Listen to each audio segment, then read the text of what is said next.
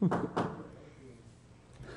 call the special meeting of the Menifee City Council to order for the purpose of adjourning into closed session. Madam Clerk, do we have any speakers on closed session agenda items? No, sir. Very well. We are adjourned into closed. Good evening, ladies and gentlemen. I call the special meeting of the Menifee City Council to order. Madam Clerk, would you please call the roll? Yes, Your Honor. Councilmember August. Here. Councilmember Denver. Here. Deputy Mayor Edgerton. Here. Mayor Mann. I'll note that Councilmember Furman is pregnant. Okay. He's what? Did you just say what I thought you said? No, you completely misheard me. You meant present. And it won't be on the tape tomorrow. Okay. So Member Furman is absent. You know, your years of municipal experience are coming through. You know what? It's okay. We accept it. I didn't hear it. So I would have objected. That was great. So for the benefit, we've got a roll call. We'll go ahead and do the flag salute. Would you please rise and join me in honoring our nation's flag?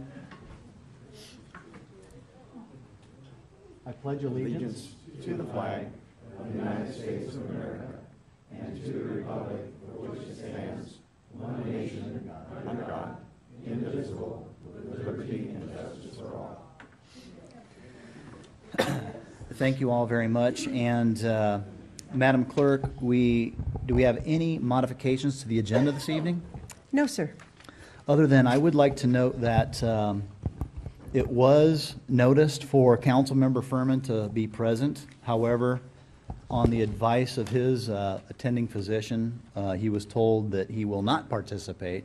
And so that is why he is not participating tonight by telephone. And he asked me to share that with you.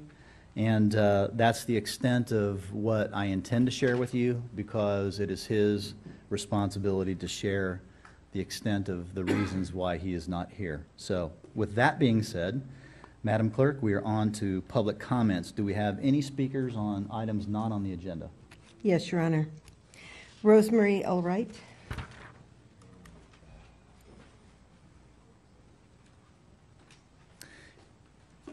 Oh. I want to take this opportunity to welcome community of Sun City to join with the SCCA in raising funds for the Coleman Race for the Cure to help fight breast cancer. The Sun City Civic Association has a team which is not just limited to the association members. A greater community of Menifee is invited to join us. We also are sponsoring a luncheon on September 20th to help raise funds. There will be someone from the Coleman Association giving a talk on breast health awareness. There will also be, besides a luncheon, there will be entertainment. And one of our clubs, the Quilting Club, has put together the most beautiful quilt out of all of the t-shirts, commemorative t-shirts from the Race for the Cure in years past. And this will be raffled off, and hopefully we'll raise a ton of money for the Race for the Cure. I've left some brochures out in the lobby so that everyone can help join us. The tickets for the luncheon are $12 each, and they're available in our office. And I just happen to have a few with me, too. So thank you very much for your indulgence. Thank you. Share those with the clerk, and we'll make sure that they get posted out in the lobby, okay? Thank you. Thank you. Madam Clerk, next speaker. Ann Pica.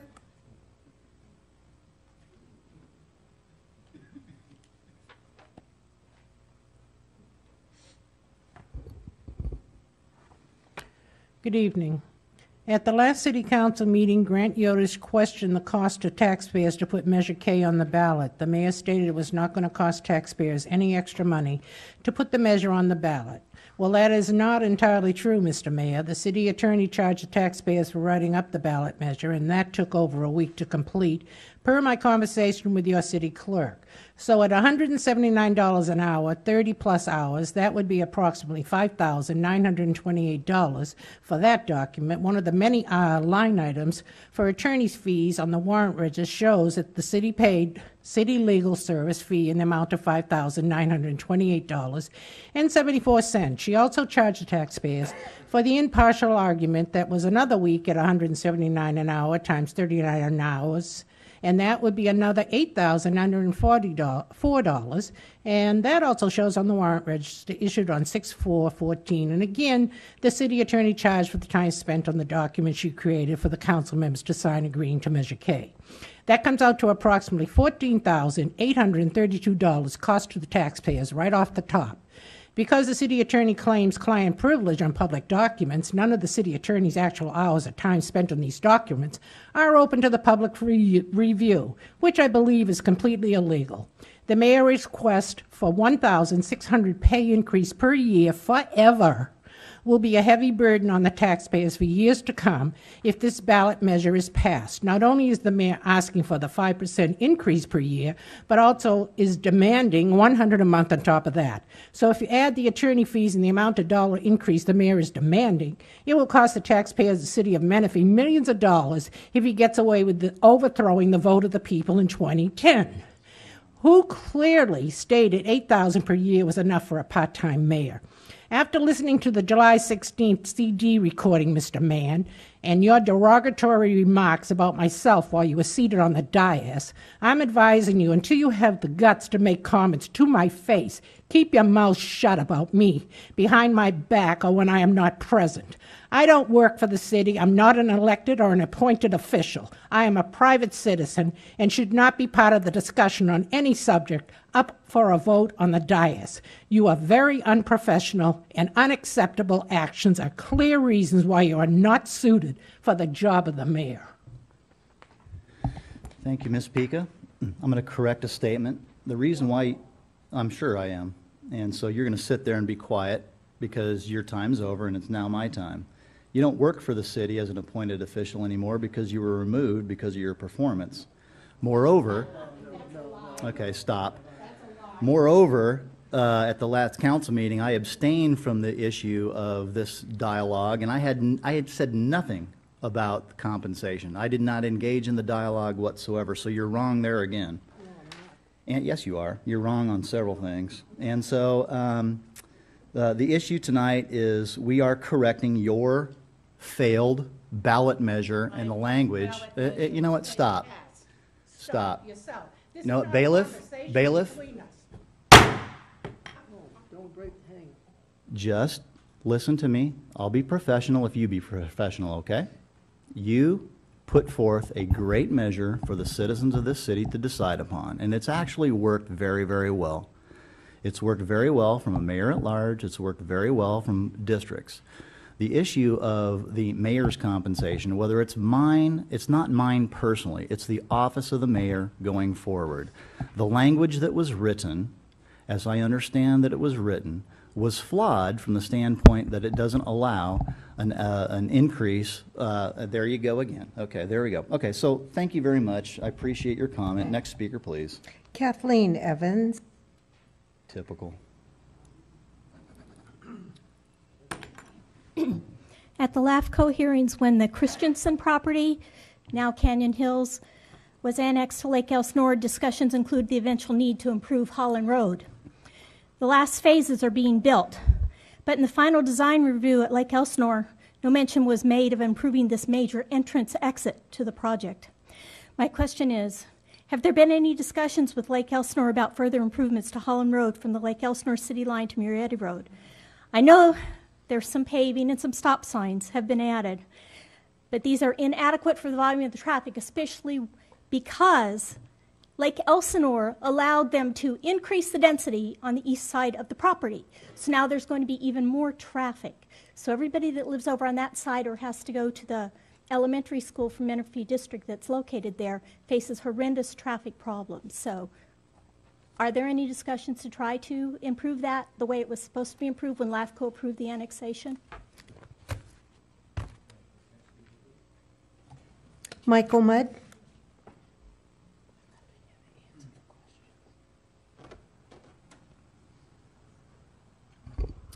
Mayor, council members, thank you for hearing me, staff. I was going to thank Jonathan Smith, the Director of Public Works, for stopping by and talking to people about their concerns in the rural community, but he's not here today, so I can't do that. So what I will do is ask the council and city manager to help us out, be on a par with other cities. Our media center needs a live feed. When we asked for the improvement of videoing council proceedings, we thought we were getting a live feed. In fact, we're not. Every other city in South Riverside County has a live feed. And they also have a camera on the speaker. Now, I'm not asking for a camera on the speaker because I'm a narcissist. I'm just asking for one because that's the standard. So if we could work on that, it would be highly appreciated. And, you know, I mean, we could get on public access through the cable channels just like every other city. And that's what we're asking for at this time. Thank you. Thank you, Mr. Mood. Next speaker, please. Katie Manier.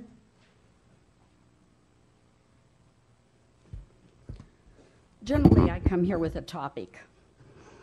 Not that anybody cares what my topic is, because it's always put down, and I'm always talked about behind my back, as Ann Pike is as well.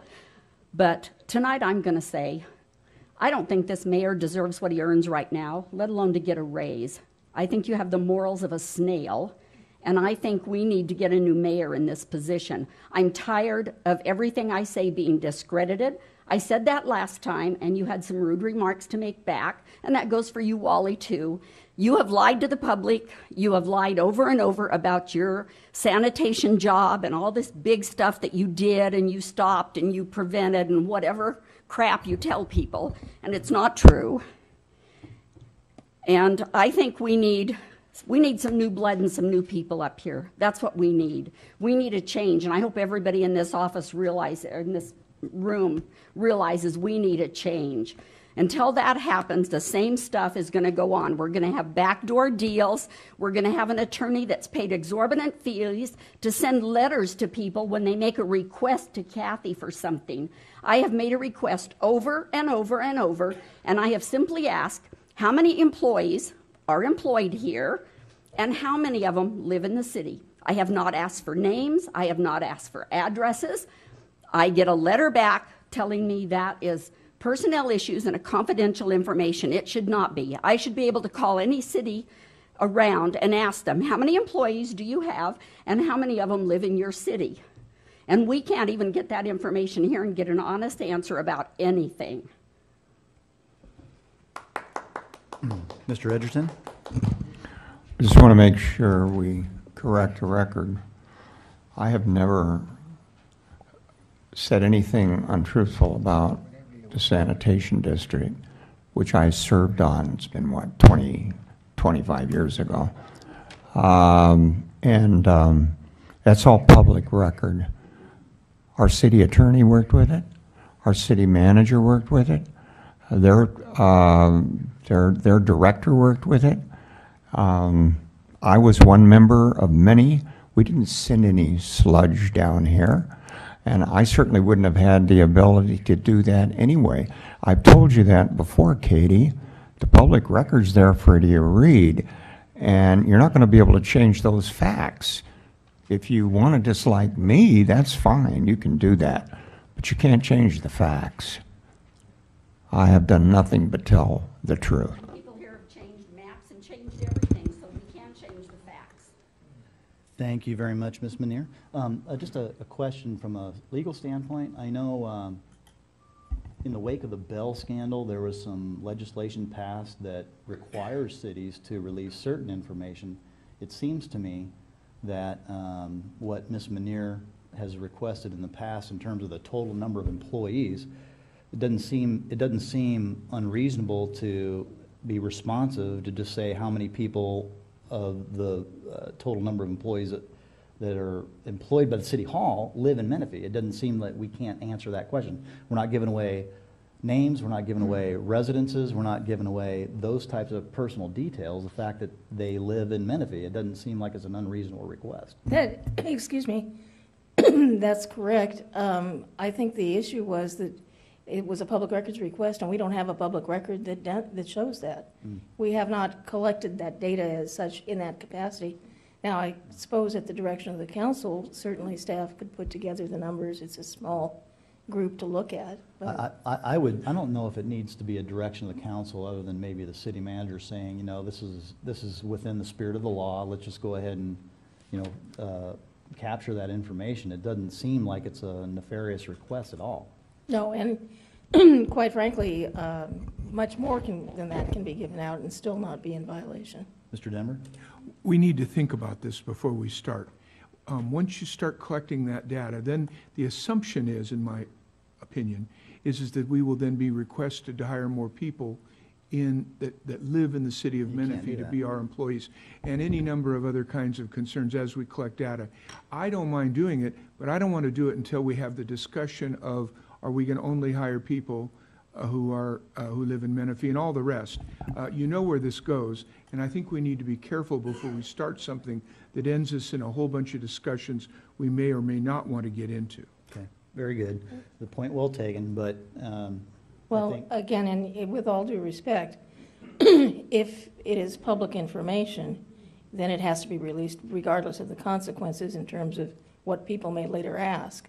But as I said, we just didn't have a document that reflects that we could release. So one of the things about the Public Records Act is that you're not required to create documents in response to a citizen inquiry. But if that is the kind of information that the council would like to have, for whatever reason, certainly we could do that. Mr. Denver? What's the difference? But why wouldn't we ask for the number of women and men for the age? It doesn't end, and I think we need to think about this. You're right. The residence issue is not as personal an issue as age or sex or whatever, but certainly, you know, and again, basically with regard to city employees, we are permitted to give out general information as to their backgrounds and whatever. So there are some things that can be requested. But in this case, we just didn't have a document that was responsive to the request. And because we're not required to prepare one, the answer was we don't have one. So. Well, we'll move on to the next speaker, but I know that out of the, 44 some odd employees in the city, Mr. Manager? 46, 45 positions filled. 45 positions filled. 5 of those positions live in the city of Menifee because they're council members. So on to the next speaker, please. Those are all the speakers for your public comment section. Marvelous. On to public hearings. So I know that there may have been a, Madam Attorney, Just a reminder that we did not report out of closed session, and we thank just you. need to report that there was no reportable action. Thank you very much for keeping me honest on that. We had 2 agenda items in closed session, and there was no report. Okay, on to public hearing number 6.1, metal shipping containers as accessory storage facilities. This is a open public hearing. It was continued from a previous meeting. We've already had public testimony. Do we have any new? Well, before I call public speakers, Mr. Johnson, is there a very, very brief staff report that you would like to portray before we go further?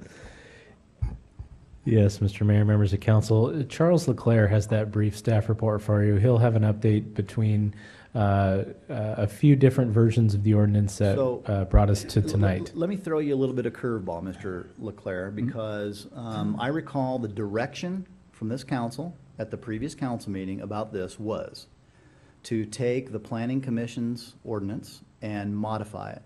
And so what we would like to hear, I sense from my colleagues that what we would like to hear is the modified ordinance that was developed by a member of the ad hoc committee and citizens, and we would like to hear that staff report. We don't need to have 4 options. Second. And Mr. Mayor, council members, I understand that, and I chuckled a moment ago only from the sense that I'm notorious for not doing PowerPoints, and I did a PowerPoint for this one. All right, please proceed. Obviously, the item before you is the code amendment that you just mentioned dealing with metal shipping containers.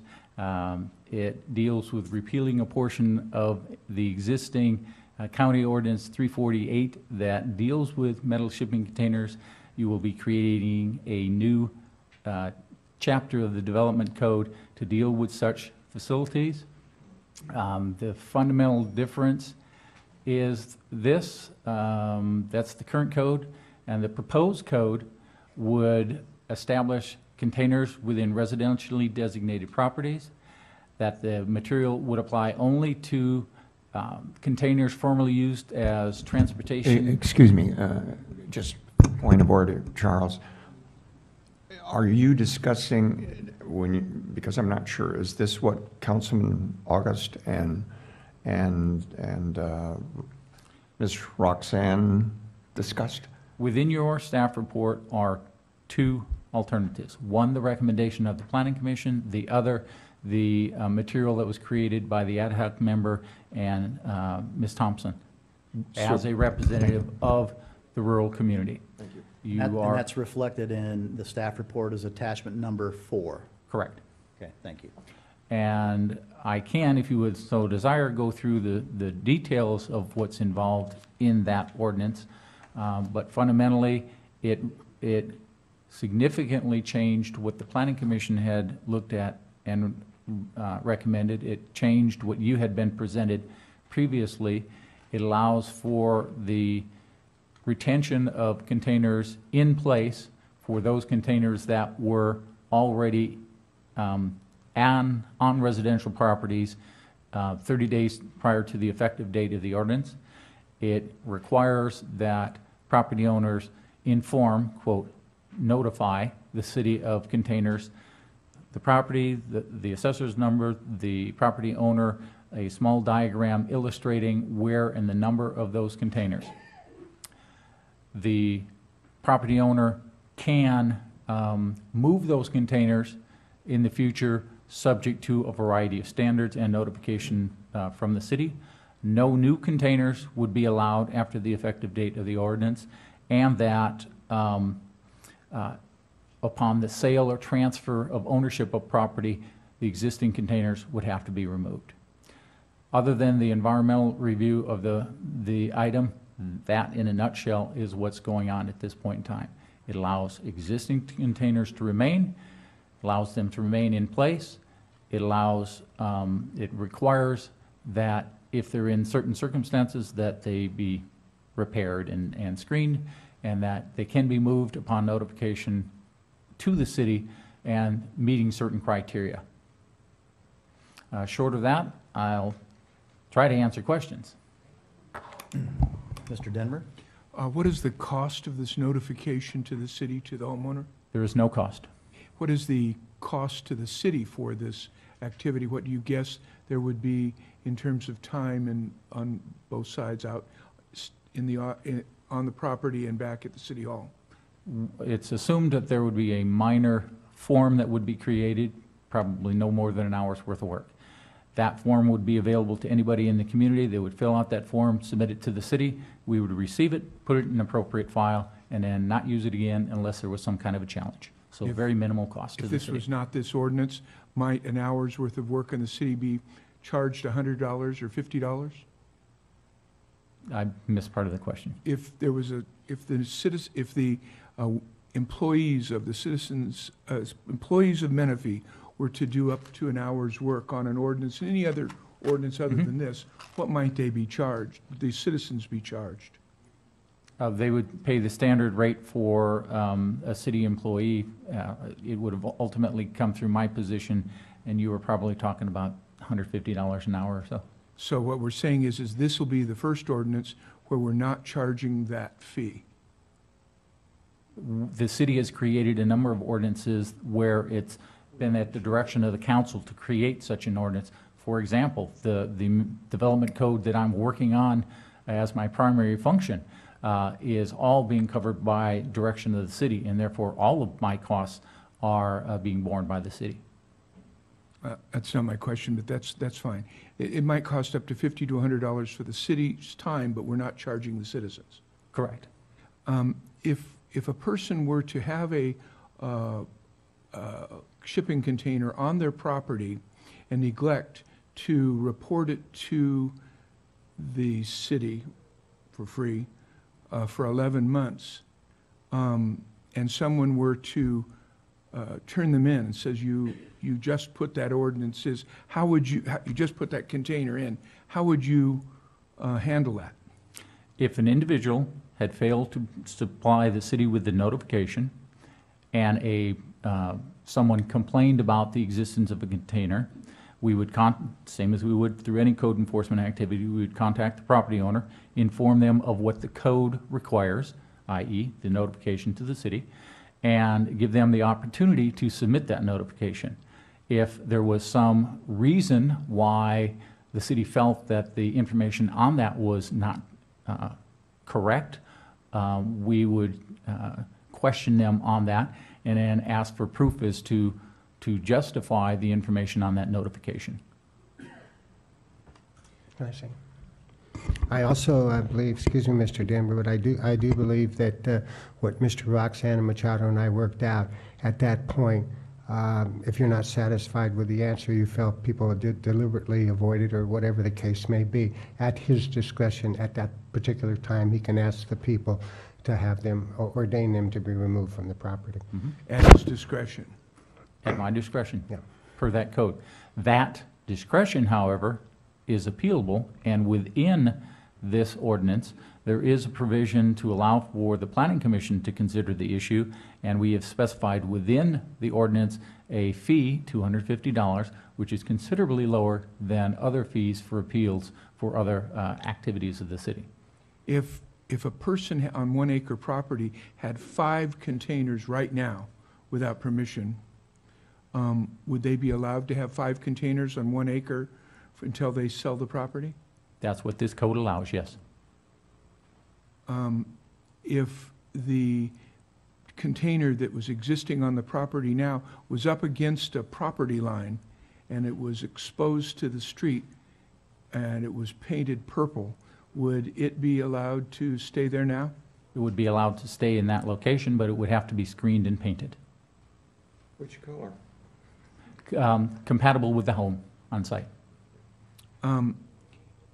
This particular ordinance has, there was a letter that came to us having to do theoretically with a military person who was killed in the line of duty, and his kids were here and his wife was here. And the objection is that they'd have to sell their that property because of their death overseas. That is so, correct? No. If the individuals were married, then they have joint ownership of everything on the property, and there would not be a change of ownership. There may be a technical change to a name on the property's deed or something of that sort, but the ownership would still remain to that individual remaining. What about the quality of the container? What if it became rusted on the bottom? If it was it became damaged, and it was on the property before this ordinance, how would we handle that? The ordinance does call for it to remain in good condition. If we became aware of the situation, as with any other code requirement, we would inform the property owner and give them a certain amount of opportunity to correct the situation. I'd simply like to say to my fellow council people, while I think this is half a loaf, I intend to vote for it because it's a better situation than the one we have. Any other questions of staff at this juncture before we take some more public testimony?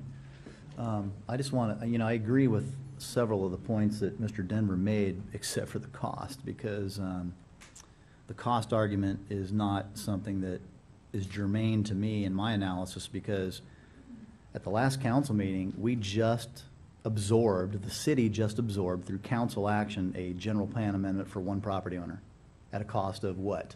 The cost of a general plan amendment in the city of Menifee is what? Approximately $5,000. Approximately $5,000. So the cost of protecting some of the rights of the rural residents over time, it's not even, in my opinion, worth arguing about. The cost is negligible.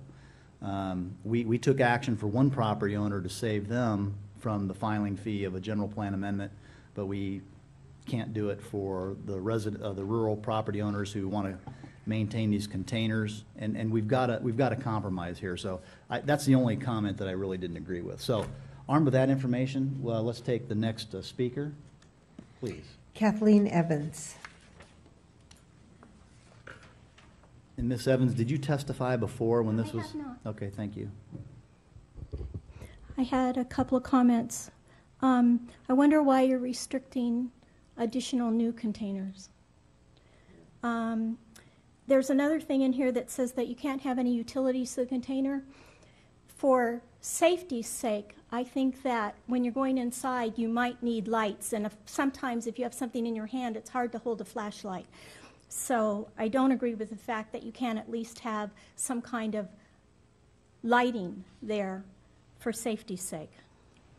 The next comment is they can be no closer than 20 feet from any other structure. I wonder how 20 feet was decided upon. It might depend upon how your property is organized, whether it would be within 20 feet of another structure, aside from a shipping container, which they rule is 5 feet. Okay. I disagree with having to register, but I think that's a lost cause. The next thing is, you get ready to sell your property and you have your shipping container and you've got shelves built in there and it's a very nice storage device for living there, and the person comes and looks at your property and they say, gee, this is really nice, and you have to say to them, I'm sorry, I'm selling it to you and you can't have this storage container here. And if it's in good condition, I don't see why you can't have it on the property for the new homeowner. All right.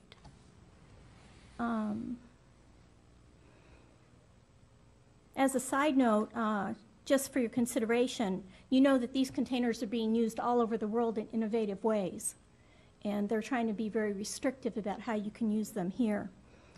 I've never heard of a rural property owner complaining about a neighbor's storage container, at least in my area, and everybody has them. So if the neighbors aren't bothered, why is it a problem? I strongly request this council, if it feels the need to pass such an ordinance, to make it as minimally restrictive as possible. Support the rural area. When residents were working to create the city of Menifee, the consensus was that the senior areas and the rural areas should and would retain their characters. Please do not go back on that promise. Thank you. Thank you. Councilmember August?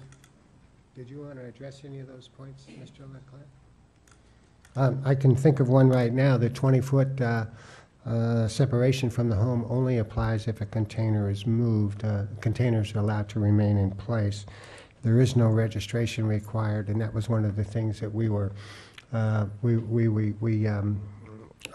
emphatic about getting rid of. It's only a notification, not a strict registration requirement, which would require inspections on scene and things like that. So that's the only 2 points I wanted to correct on that. Thank you, Mr. August. Next speaker, please. Mike Mudd.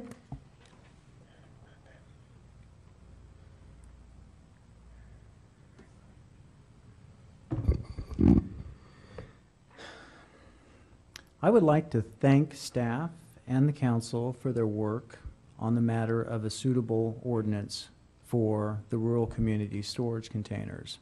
Firstly, our city manager, Rob Johnson, has gone out of his way to do the right thing by putting forward an ordinance crafted with the rural community. Thank you, Rob, for taking the issue up on behalf of the citizens of Menifee. We appreciate it. Under the general plan for goals and practices, land use 1.4 begins by stating, to preserve, protect, and enhance established rural estates. If the council votes for the ordinance drafted with the community, it will be a sign City Hall is listening to the rights, wants, and needs of its citizens.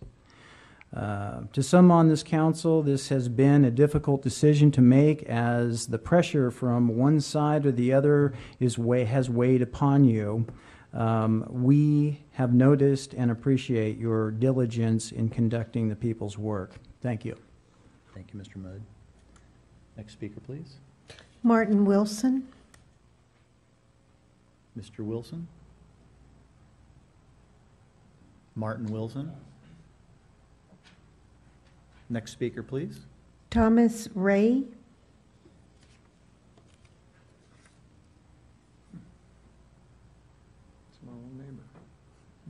Good evening. I've lived out here since, 92? And I've had kids come, kids go, things happen, things go. Shipping containers is the only way we can go. We need to keep them shipping containers for all our stuff, for all our kids' needs and storage. We can, you're talking about a fee and a date that you guys set for these permits. What is the date that you have set for these permits? You have any idea what I'm talking about?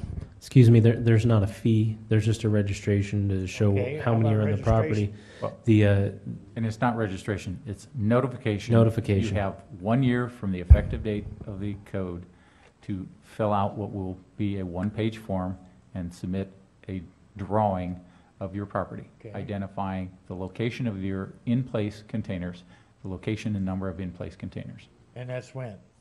You have 1 year from the effective date. Of what's the date? Is what I'm. Well, It's up to the council when they Oh, adopt the it's code. not- It hasn't come to that point yet. Correct. Well, let's, that's a good question. And City Attorney, could you describe for the gentleman how, if we introduce this ordinance, it comes back for second reading, when does the law take effect in the city of Menifee? The law will take effect 30 days after second reading, and second reading will not be until August 20th, because it hasn't yet been set on the agenda for the 6th. Okay, so 30 days from August 20th would be September 20th. At the very, very earliest, it would be effective September 20th. Okay, thank you very much. All right, sir. Thank you. Yeah, Mr. Edgerton? Ray lived and still lives in that area that I used to live in, and I know that he speaks for a lot of neighbors. I would just point out that involved in this was a councilman, and those three people up in front, particularly the blonde lady in the middle, they live in the rural area, so they developed this so that it would be compatible for the rural area. And you're going to find it's simple and easy, and the city's not going to be messing with you. That's what you want to hear. That's what's going to happen. Next speaker, please. Katie Manier. I'm going to say, maybe you believe that tonight. They won't know what goes on in your property, but down the road they will.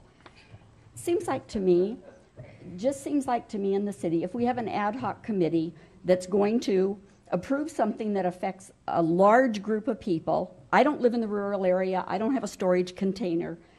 I think live and let live, what everybody wants to do.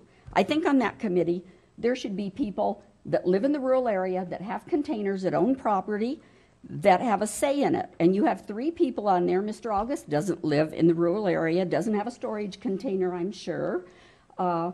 I don't know who else was on the committee, but it seems like to me it should be a larger group than three people that make a decision for how many people are in the rural area. 1,000, 5,000, I don't have any idea.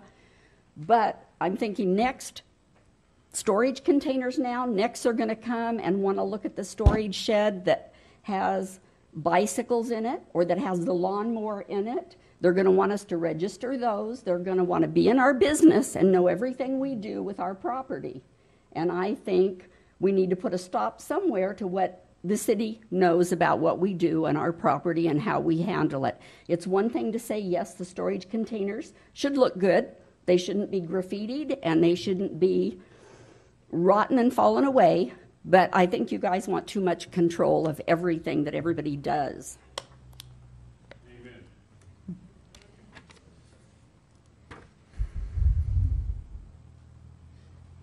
No, I'm not going to.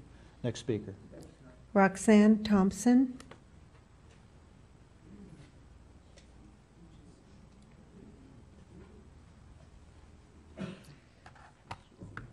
Good evening, Mayor, Council, staff. My name is Roxanne Thompson, and I'm a resident in Menifee in District 2. And first, I'd like to thank Council, Rob Johnson, the entire staff, for working with the people and their concerns and taking the time to listen to our views and our concerns.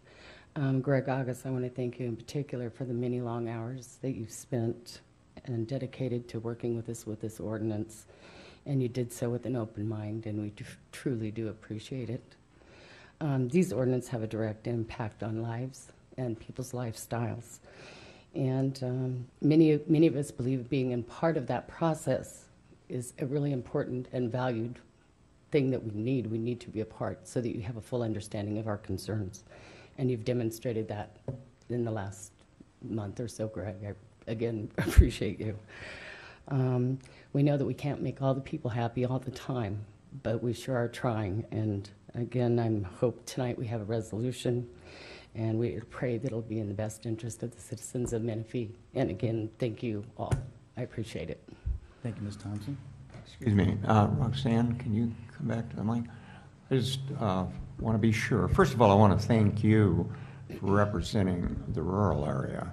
Well, Mr. Machado, and Mr. Bowles. getting this done, because we, as you know, I presented something similar a long time ago, but the devil is in the details, and that's where the rubber meets the road, and that's what you guys work with. That's the hard part. I just want to make sure when I push this button yes tonight that I see you sitting over there and you're raising your hand. Way to go, because this is exactly what you and Greg agreed to. That's all I care about. If you and Greg agreed to this, that means the council agrees to it, means most of the rural area agreed to it, and amen, we're done. It means that everybody that we have approached have felt we've come up with a much, much better resolution than So you're happy? prior. I am. I can speak for several, maybe 300 of the rural community. I am. I believe Mr. Machado's content with this. I can't speak for him, but I'd rather he was doing the speaking right now versus me. Okay. You know I don't like it up here. Thank you, Roxanne. Okay, so I'll defer to Mr. Machado. Thanks for all your work. Thank you very much. Do we have any other public speakers on this? We do, sir. Michael Machado. Mr. Machado?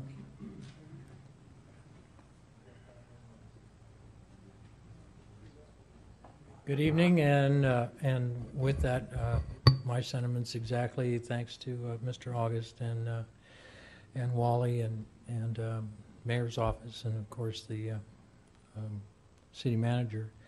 I just wanted to comment on a couple of the questions that were asked. Our firm was retained by Roxanne, who represented about 300 of your rural constituents. And we've, of course, worked for the last 5 or 6 months on this ordinance with her and your citizens on what would be acceptable for the rural community. The only thing I would agree with the mayor on the cost, because it's a non-recurring cost. It's just a one-time thing. We're not going to do it over and over again. The part about the utilities, that is a commonly asked question about those shipping containers, and our comment has always been that the city or the county has had an open door to the permit process, and that a person can come in and submit an application for a permit, as they wish. It's up to the Department of Building and Safety to determine whether or not it can be accomplished.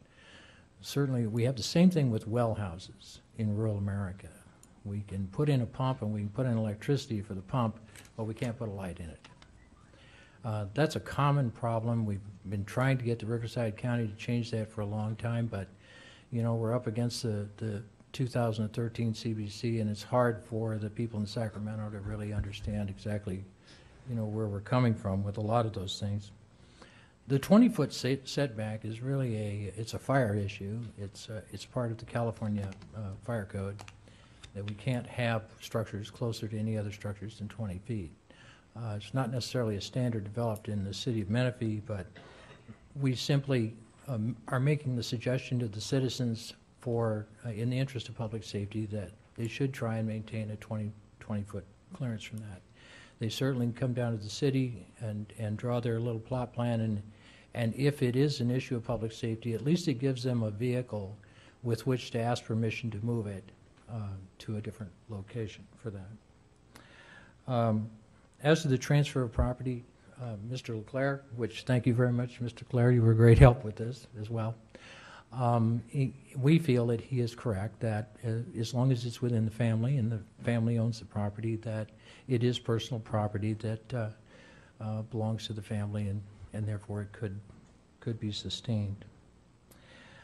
There is, as some of your speakers tonight had said, there is very, very broad support for this. And throughout the United States, this is a heated issue, not just in here or in California, but it's an issue all over the country. So the council tonight making a decision to get this done that's amenable to the citizens of rural Menifee is far beyond the boundaries of the city. It actually sets a precedent that we can use far from here to help other cities and other counties get this issue resolved. So I thank you very much, and the citizens of rural Menifee, at least the ones we represent, do support this ordinance and hope that you will pass it. Mr. Machado. Thank you, Mr. Machado. Next speaker, please. That is all the speakers who have turned in speaker slips. Very well. Is there anybody else that wishes to speak on this? Very well. I close the public hearing at time 7:52. We're inside the rail. Mr. August, as a member of the ad hoc committee, I would like you to go first. All right, I'd be glad to, Mayor. And I, too, want to thank Roxanne Thompson, Mr. Machado. Cute story. Mr. Machado and I were sitting down with Roxanne at the table not too long ago. And I think we'd been working on this a month, and I pulled out my ordinance to show it to you and said, I've never seen this before. And we asked Roxanne, well, where did this come? Well, I never thought to show him the ordinance that we were talking about, so that was kind of a cute story, but we got it resolved. And Mr. Edgerton, thank you for offering my service to this effort, and Mr. Mann, I think you seconded it. But let me give you a little history on how this happened. And a little background, several months ago, the mayor appointed Mr. Denver and I to an ad hoc committee to put Mr. Denver and my mind together to put forth recommendations for an ordinance on seagoing metal shipping containers. Mr. Denver and I, together with staff members, attended several meetings, managing to cobble out an agreement, even though in the beginning we were far apart in our views. In the end, I believe what we agreed to was registration, permits, inspections, required site plans, and relatively strict and proactive enforcement, with the eventual elimination of all containers in the year 2020. Our effort was sent to the Planning Commission, whereby they proceeded to change what Mr. Denver and I had agreed to. On a 3-2 vote, they approved option D, that we will not be voting on tonight. Option D allowed for the use of seagoing metal shipping containers, but with a heavy influence on control and regulation, including registration, permitting, placement, site plans, and use. It was designed to be more proactive in the rural community than reactive. It did grant allowance of containers, but if enacted proactively, could heavily impact city resources, time, and costs. It's estimated there are approximately 1,500 metal shipping containers within the city. One can only imagine what the level of time and cost and manpower would be placed on the city's code enforcement department, the city staff, to enforce option D, or the option that Mr. Denver and I agreed upon. Concerns with the Planning Commission's option D started to resonate in the community, whereby a letter of opposition was presented to the city by representatives of the rural community opposing option D, resulting in Roxanne Thompson reaching out to the mayor. From their discussion, it was apparent that common ground between the city and rural residents was possible, and that further exploration was necessary. I was asked in the capacity of ad hoc committee member to meet with Roxanne to see if she and I could work with each other and come up with a more collaborative approach as an option to option D. Keeping in mind, and I want to congratulate the mayor on this, what Roxanne and the mayor had already agreed upon or were in concert with, With the assistance of Rob Johnson, Charles Leclerc, other staff, Roxanne and I, with the direct assistance from Mr. Leclerc, and I also want to point out Mr. Machado, we were able to put something on paper in the form of an ordinance as an alternative to option D. Some key differences in the plan, and Mr. Leclerc has already mentioned some of them. What Roxanne and I and Mr. Machado were working on. This ordinance is specific to metal shipping containers only and not to be used as a general cleanup ordinance. Metal shipping containers are not transferable with a sale of property or a change in ownership. Metal shipping, it removes lot size restriction, allowing residents to keep them, but ordaining that upon the sale or transfer or change in ownership, metal shipping containers shall be removed from the property. It removes the registration permitting site plan requirements, but does require a 1-year notification requirement, providing an APN, the number of containers, a diagram as to the location of metal shipping containers on the property, 30 days prior to the acceptance of the ordinance. Seagoing metal shipping containers can remain in place on the property, and any movement of the container shall be at the discretion of the Community Development Director and in accordance with placement standards. It allows metal shipping containers to be used in conjunction with home occupation in accordance with use and health and safety standards. In general, it's an option that's more accommodating, flexible, tolerant, less costly, and threatening to the property owner. It's more reactive than proactive, and not as taxing and demanding on city services. And more importantly, will help in creating a more positive environment within the city. It really is a compromise. Standards, maintenance, control, monitoring, aesthetic criteria remain within the guidelines of the option. Fees for the appeal, we've already discussed them, were $250, but they can be reevaluated by the community director as time passes. When the council's ready, I can go ahead and make a motion. If somebody else cares to speak, that's fine. Is your motion to attachment D of the staff report? Yeah, what I would move when we're ready to vote is that we introduce ordinance number 2014-142, finding the proposal exempt from further CEQA review, repealing specific provisions of the county ordinance number 348, and establishing a new chapter 9.16, metal shipping containers as accessory storage facilities as contained within the staff report, with the following exception. Remove, and this was on the request of Mr. Machado and Roxanne, it's a very small point, remove subsection D, 9.16.060D, pertaining to the requirement for a 12 by 12 inch vent on the metal shipping containers, because I don't think we believe that even exists on one. And schedule a second reading for adoption on August 20th, 2014. That would be my motion. Is there a second on that? We have a motion and we have a second. Is there any additional comments or discussion before we call for the vote? I'd like to speak to it. Mr. Edgerton? I just want to give a big thanks to Councilman August, and I think Councilman August was right to credit the mayor for a lot of the work he did on this. Everybody on the council worked on this, and we've been working on it for a long time. But as pointed out, the devil's in the details. I surely understand the rural area. I lived in the rural area for 15 years out there.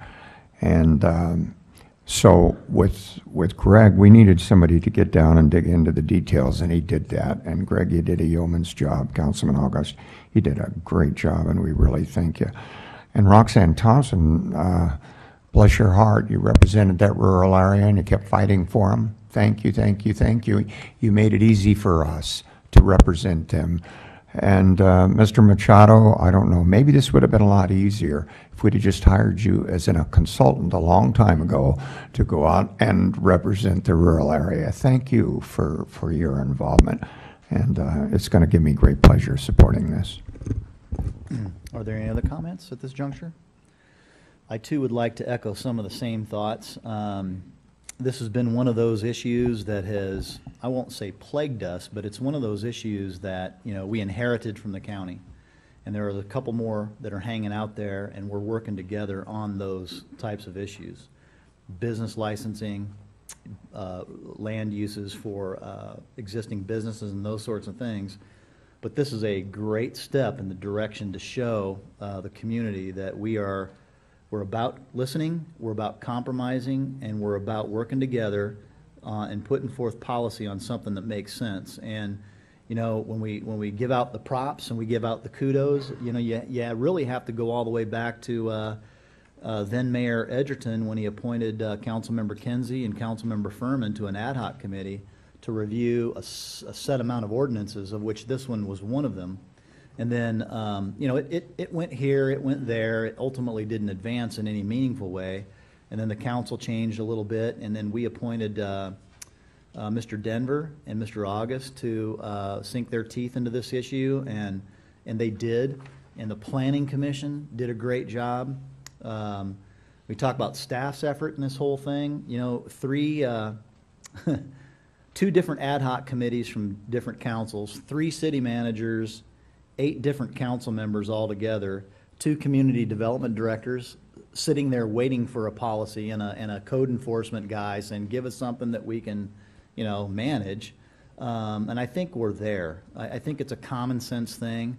And Wally, you know, you gave out some props tonight, but you know what? What we have in this ordinance tonight is, I remember the council meeting very, very clearly when you just simply said, let them keep them and let's ban the rest. And that's exactly what's happened.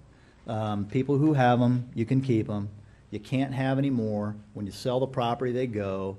I just think it's a fantastic, fantastic compromise. Mr. Machado, Echo, thank you very much for your work. Roxanne, sorry we got sideways with one another in a public meeting, and I think had we had a couple more hours of sitting down and reviewing, we probably would have came up with the exact same thing that we're voting on tonight. And so, to your great credit, Greg, and yours, thank you for making it work. And I just want to thank everybody. It's been kind of like the general plan, although not as much money, certainly the amount of time and effort that's gone into it. It's been almost a 5-year work in progress. I'm ready to vote on this. If you don't have any other questions, I'd like to call for the questions.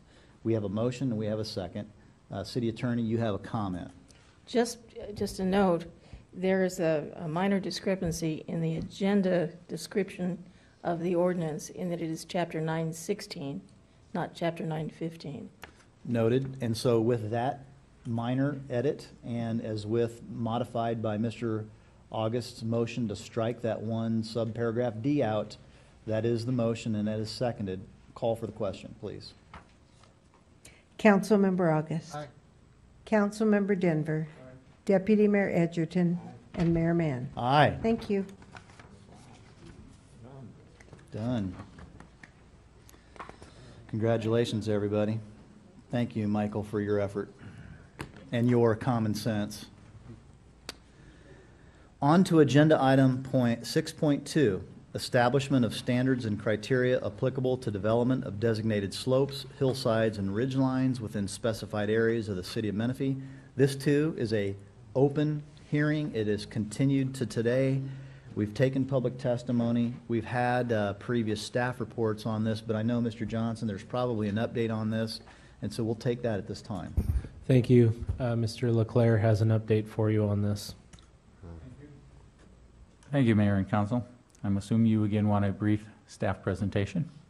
Fundamentally, you have seen this material before, as you have indicated.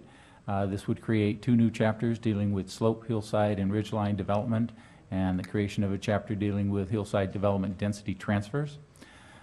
This was something that was created, standards created subject to both the written standards, criteria for individual properties, and for properties that fall within specified areas. The map here illustrates those specified areas, the areas circled in black. In addition to the criteria of the slope of the lot, the location within those designated areas, there's also the criteria that it's got to be visible from a major road or higher in the circulation element of the general plan. So there are several restrictions that are necessary to be met before these new chapters would be applicable.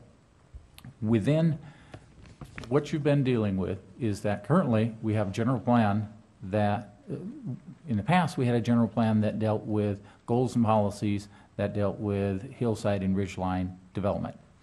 The city, in adopting its new general plan, adopted a series of goals and policies which also attempted, at the direction of the community, to preserve ridgelines, hillsides, and hilltops.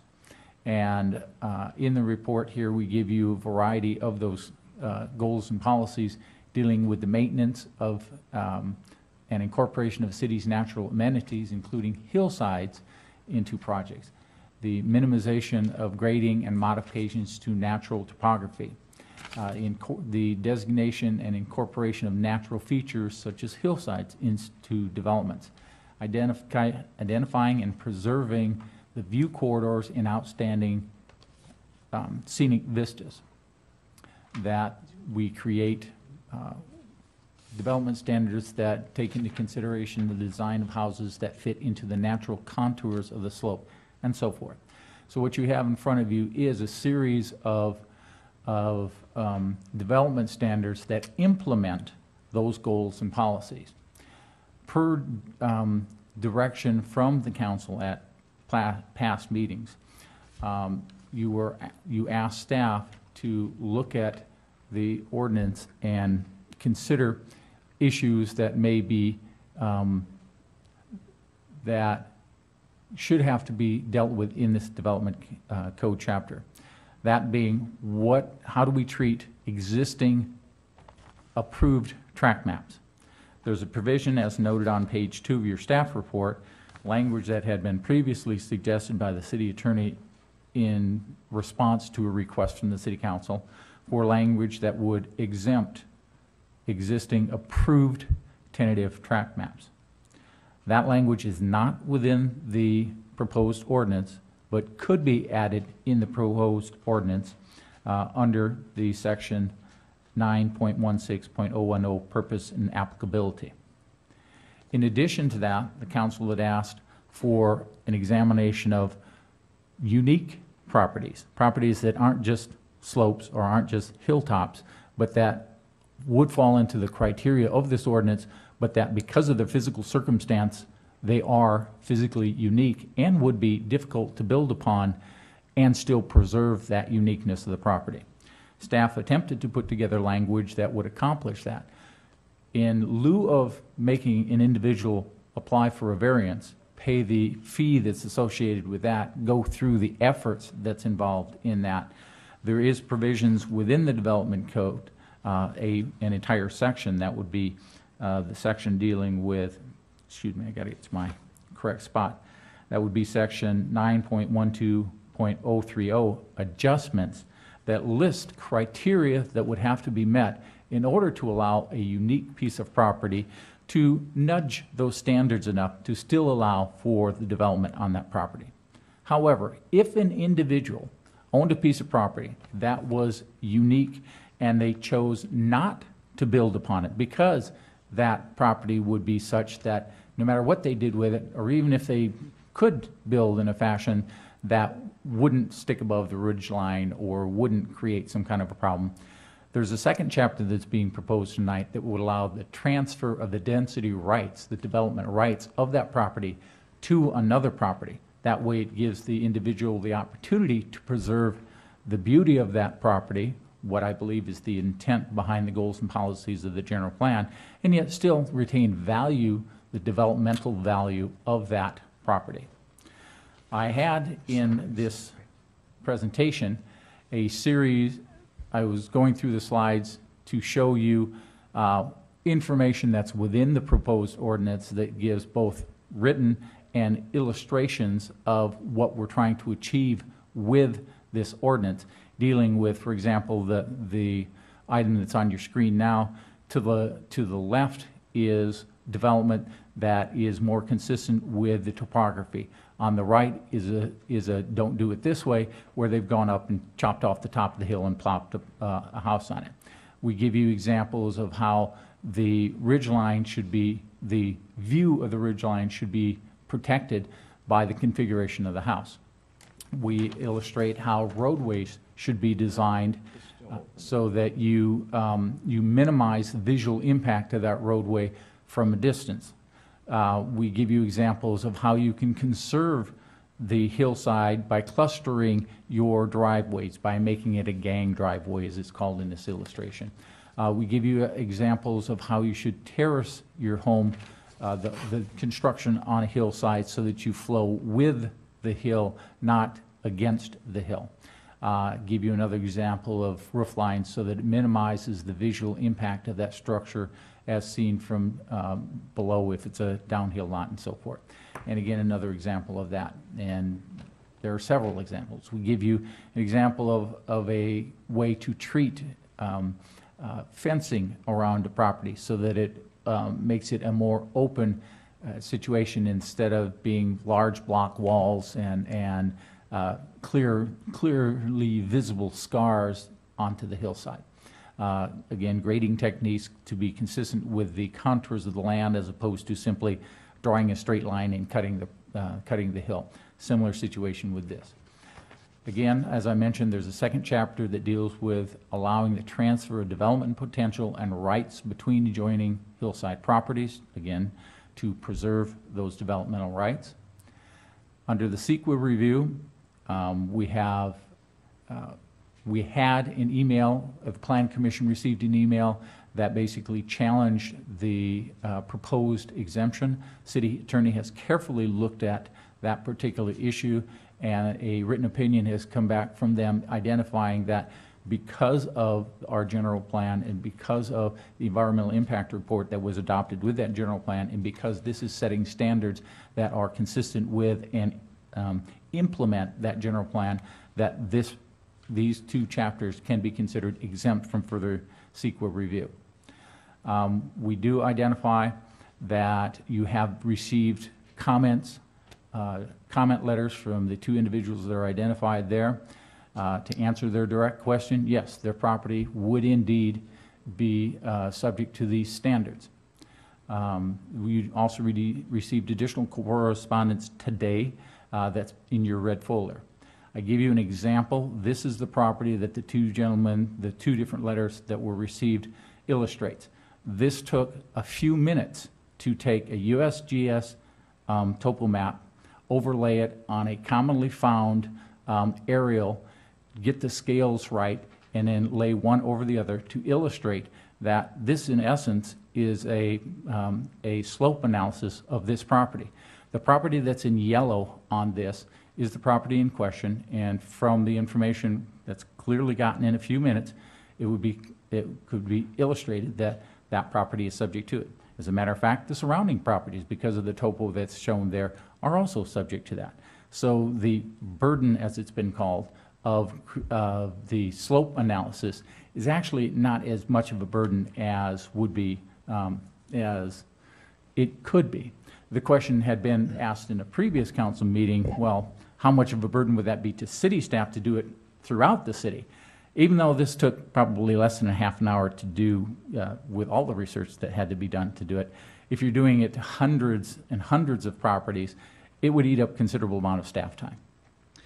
Before you go on, just a clarification, the highlighted property in yellow, who owns the property immediately to the east? I could not answer that. Well, I'm going to go on the record and say that I already know that that's Mr. Furman's property.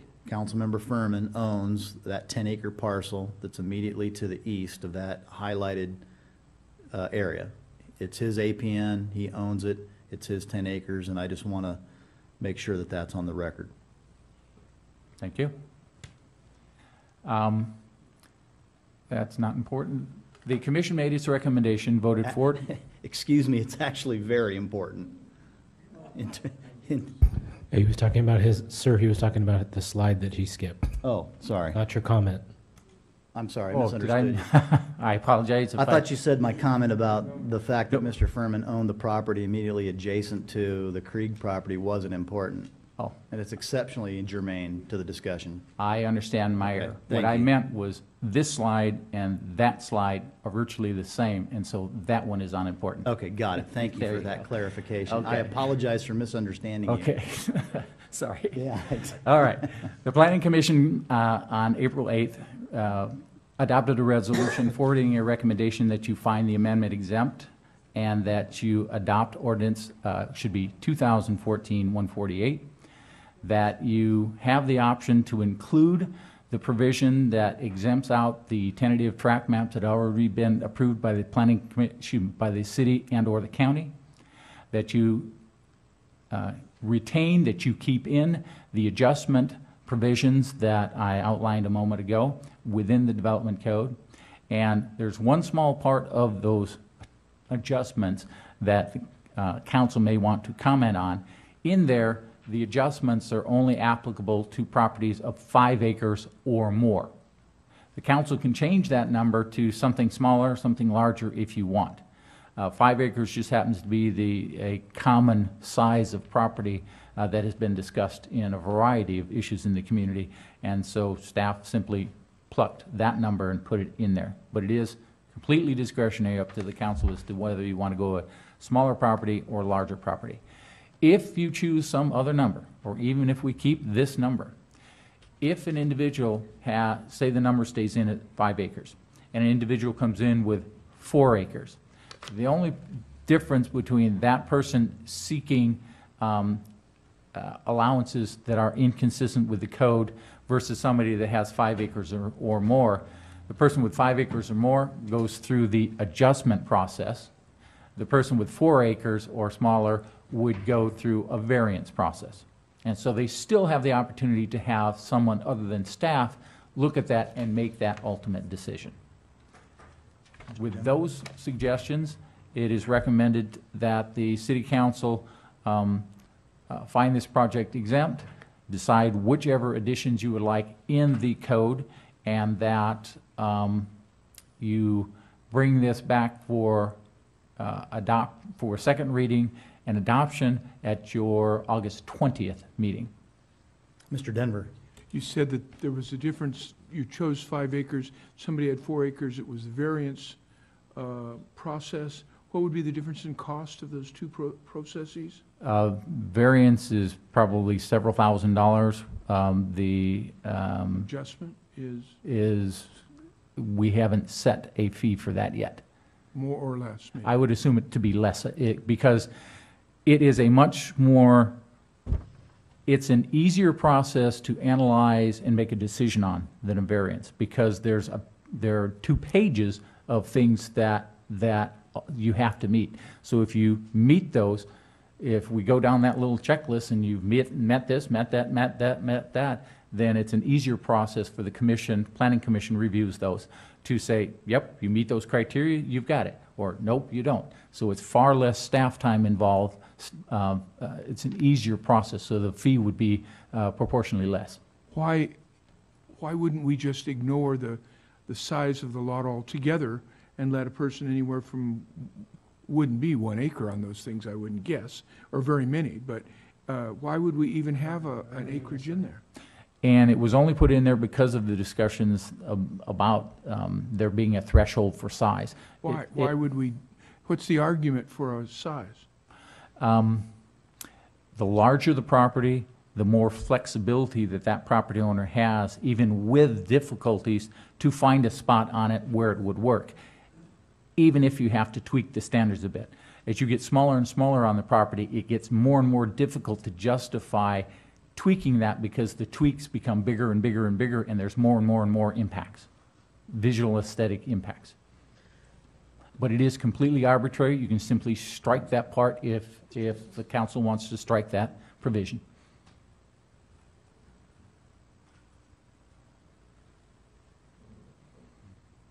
Thank you, Mr. Leclerc. Are there any other additional questions from council to staff?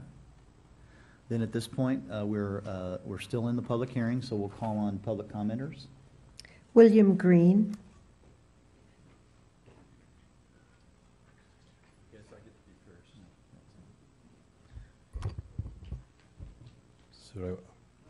So my name is William Green. I live in San Luis Obispo. My grandparents and my parents each bought 5 acres on the ridge right next to Mr. Crees in 1967. And they've had the property ever since. There was a road up there at the time. There was a pad put in. And at some point, about 5 years ago, my grandmother passed away, and she asked to give me her 5 acres. So I have the 5 acres on the far west on that ridge. Then my parents have 5 acres, and Mr. Cree, and then obviously Mr. Furman obviously has the other end of the ridge.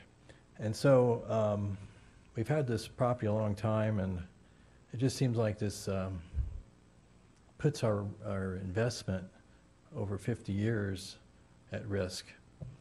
And that's very concerning. And my parents are old, they're in their 80s, and they're worried about their investment that they've had most of their lives. So we are concerned, and we're hoping that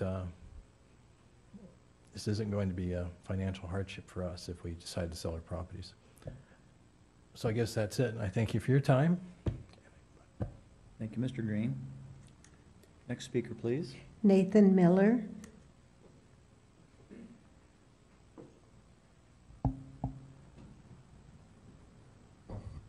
Good evening, Mr. Mayor, members of the City Council. I'm here on behalf of the Building Industry Association. I've come and spoke to this issue a few times prior. And respectfully, the BIA's position on this is that we find this ordinance kind of unnecessary. The Planning Commission, the City Council, in its capacity, has the privilege and the ability to accept and reject projects, like the projects that were accepted and approved prior to this being an issue, prior to the wrong moratorium that was put in place, creating tremors throughout the industry, and folks that came in good faith to the city to do business with the City Council and had their projects approved, only to have them told, no, now your projects are no longer approved. Thankfully that's been removed and that moratorium's not in place, but now we're discussing this ordinance. We're good people that have invested in private property, and private property is one of the greatest blessings this nation has to offer. They're concerned about what this ordinance is going to do and how it's going to affect their land value. And it's just wrong to do that to the citizens of Menifee here. And with respect to the developers and the projects that have been approved, absolutely, if this does pass, there needs to be an exemption put in place. But we just don't see the necessity of this ordinance, or this. This should have been stopped when the moratorium issue was brought up. It should have been thoroughly rejected. But for these reasons, the BIA doesn't support this. Thank you. Before you sit down, Mr. Denver? You understand that this ordinance has been modified in such a way so that there's a possibility that we would exempt the existing tracks that are being that have already been approved. We appreciate that. And I know. And two, you understand that it's also been modified in such a way so that if you will not lose a single ability to put a single home. If you have the right to, I make things up, if you have the right to build 4 homes, but you can't because there's a huge rock in the middle, or there's 2 of them have to be on the top of the hill, you can sell the 2 homes to the property next door, or you can even move all 4 down to the bottom. It's all been adjusted so that it's a little bit of a pain in the neck, but it doesn't cost you very much money, except for maybe digging roads a little differently. Well, with that, I could take you at your word on that with regard to the impact of the ordinance, but I just would like to emphasize to keep in mind the concerns that obviously another individual had here with the property that they owned. Definitely the impact of the ordinance hasn't been thoroughly vetted and communicated to at least one person in this. I just want you to understand that many of us up here on the council are not interested in adjusting capitalism. And I believe that. And all we're trying to do is to adjust things. There are places in our community and other towns where people have driven or made a public road right straight up the side of a hill and put the houses up on top. And you could still have the houses up there, resell them, still have a nice community, and have it look a whole lot better than the way it was done without any thought at all. That's all it is. I don't think, while I understand less trouble is less trouble and less rules are less rules, I understand that. But this is all, I hope this has been adjusted down so it isn't as big a deal as it could have been. Well, assuming if this ordinance does get passed and the council chooses to accept it and move forward to adopting it at a later date, assuming the exemptions get put in place and that previously approved projects are not affected, we'll be happy with that. But as a general statement, we just don't find this discussion absolutely necessary. Thank you, Mr. Miller. Next speaker, please. Mike White.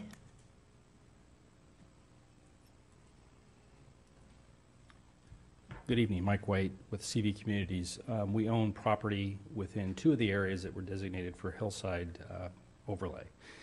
And generally, I would agree with the previous commenters about the ordinance. However, I think at a minimum, if we could exempt the existing projects, especially the ones that the city has just approved, that I think is a step in the right direction. Obviously, projects, unless you get them approved and you have to move forward with the development, get your plans approved and actually do the development, if you let those projects expire, then I guess you fall under those rules, the rules that are in place. And personally, as a land developer, I know the risks associated with that and accept that. And with regard to my properties, I think even if this passes without exemptions, I should be okay, but I'd sleep better at night if we could at least add the language that Mr. Clare had proposed. Thank you. Thank you, Mr. White. Next speaker, please. Those are all the speakers who have put in speaker slips, sir. Is Mr. Krieg here? You represent Mr. Green. You spoke on his behalf? No, I'm not, but I have been in email communication with him, so I know that. He's out of the country? Okay. Well, we did receive a letter, correspondence from him. It's attached to our agenda reports, but I also want the record to reflect that I was handed that letter by Mr. Furman, Councilmember Furman, prior to the July 2nd council meeting, and before this issue ever became a debate. And so I just want my colleagues to understand that. And then I know that we also then subsequently received that by email and also in our mailboxes. So if there are no, is there anybody else that would wish to speak on this before I close the public hearing? Hearing none, this public hearing is closed at time 8:28. Mr. Edgerton? Well, this is another issue that's been ongoing for a long time, and that's been difficult. I'm going to make a motion, I hope, that's compatible with the council coming together with some kind of a conclusion. But I just wanted to point out, I had a couple of planning commissioners call me in reference to this and reminded me that their biggest concern was that 215 corridor, and that was our view corridor. And they didn't want the hillsides and the hilltops desecrated as we went down that corridor. That was a big thing for the Planning Commission. So, and I realize there are some exemptions, but just to, or some considered exemptions, but to just clean it up, I know the city attorney said that we could. She didn't say that we should. Her position is that this is what you can do if you want to add these particular exemptions. But what I wish to do is to just simply make a motion to pass the ordinance as it is, with the understanding that when you make a motion like that, somebody can come in and say, well, would you amend it thusly or thusly? And if it doesn't take in all those exemptions, that it is the policy of the council, particularly if you already have a tentative track map, that if any of those projects are adversely affected, that staff give careful consideration to working with those developers. But in any event, let me begin with just the straight motion to support this 214-148. And then let's see if we have any modifications to it. Mr. August? I'd just like to bring staff in and the city attorney at this time. What I'm understanding is, I believe the staff presented this with the exemptions tied to the hillside ordinance, correct? No, what staff did, if you read page 2, staff is saying that you have the option to add those exemptions if you wish. The city attorney has reviewed it and said that you can do that if you wish. So what I've done is just simply make a motion and say, let's make a motion by itself without those exemptions. And then if the council doesn't like that, somebody might say, well, would you amend it thusly, thusly, thusly? It's just an opening for conversation so we can get moving. So that would be my motion. If we took your motion up and approved it, can we still vote on each and every one of those exemptions tonight? Sure. We can modify any motion that you make. You can come in with a substitute motion. I'm not looking to close off discussion. I'm just looking for a point to open discussion. Noted in reference to Mr. August's question about approving the ordinance as presented without modification and then taking modification separately, I don't think we can do that because it's not been agendized that way. We're either going to modify it during the discussion and go, is that correct? I mean, could you enlighten us, please? Sure. As presented, the ordinance does not include the exemptions. And so if you approve that this evening for first reading introduction, that would be fine. It would be introduced as that, just as the ordinance with no exemption. You could later amend that, but you would need to bring that back as a new ordinance to set that up to do it. What Mr. Edgerton has said, though, is correct. If he makes that motion to adopt it as is, you can make a substitute motion to adopt it to include the change. And if you do that and introduce that, then it's all there. Or, Julie, the other part of what I was saying, make the motion just to pass the ordinance as it is. And because you said we can, not that we should, but we can add these exemptions if we wish. So if I make that motion and I get a second to that motion, somebody can always say, because we're not going to vote on it right away, somebody may say, well, wait a minute, what about this, this, this? Would you be willing to amend your motion? Which you can do. And I'm probably amenable to amending because I'd rather do it that way than have an argument on the floor. So I'm just looking for... I'll second your motion. Okay, we got a motion, we got a second. We have a motion, we have a second to introduce the ordinance as presented. Mr. Denver?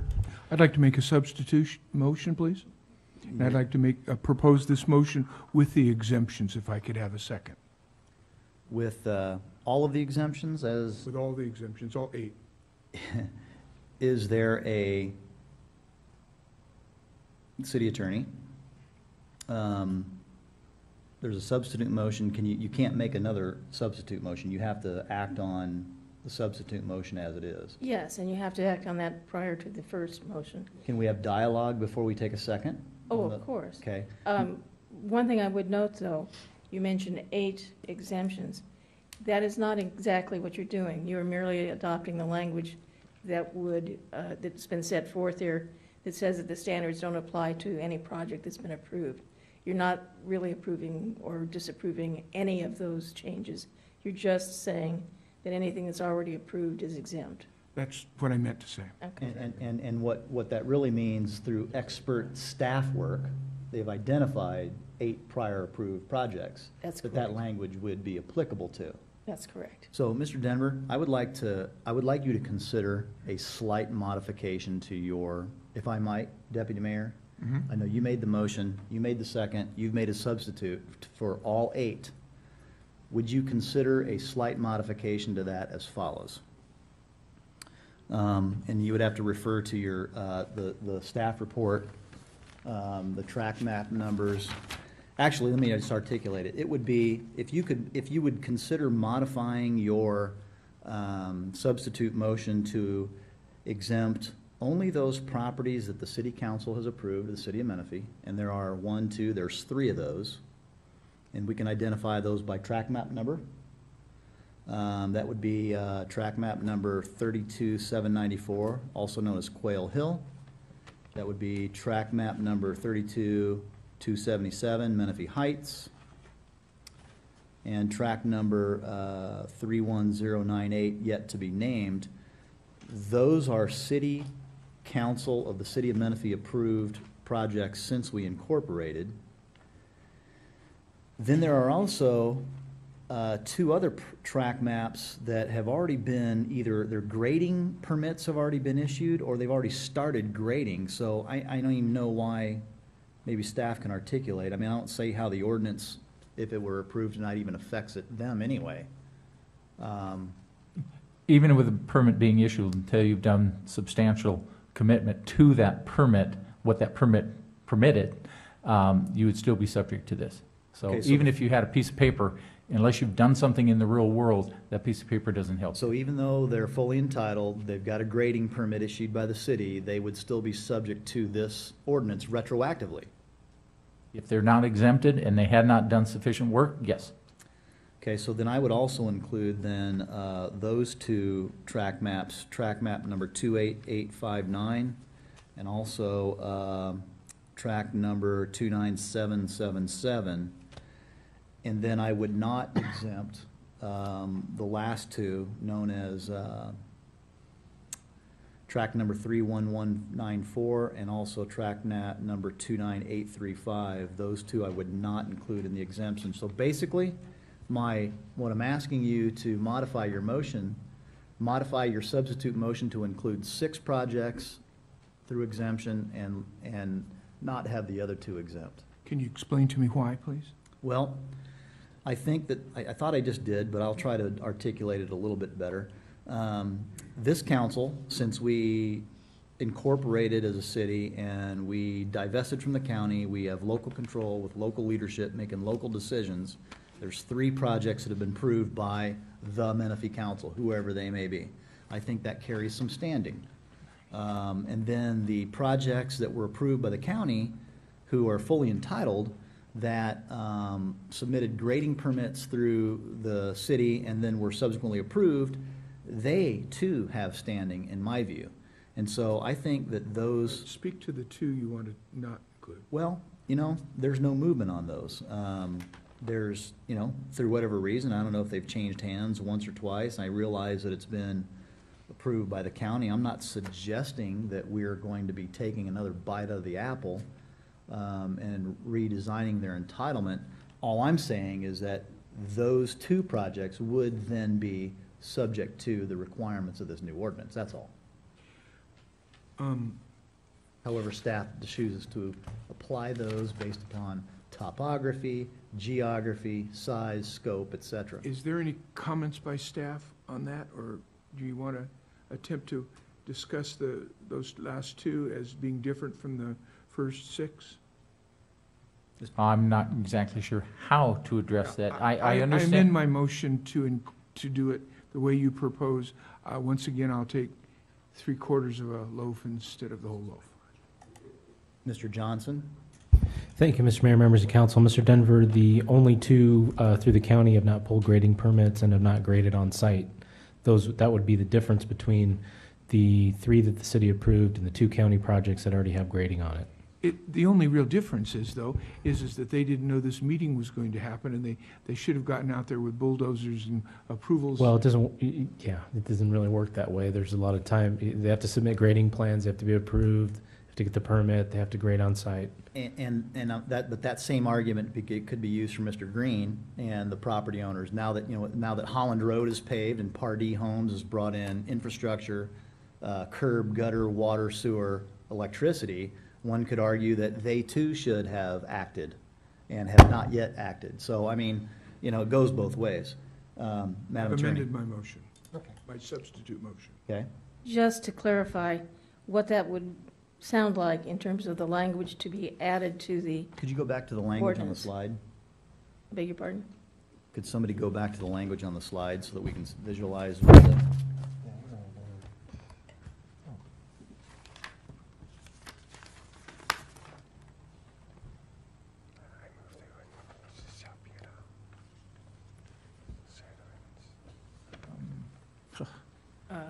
With a portion where, Right, you know what we're talking about. I know what you're talking about, I gotta.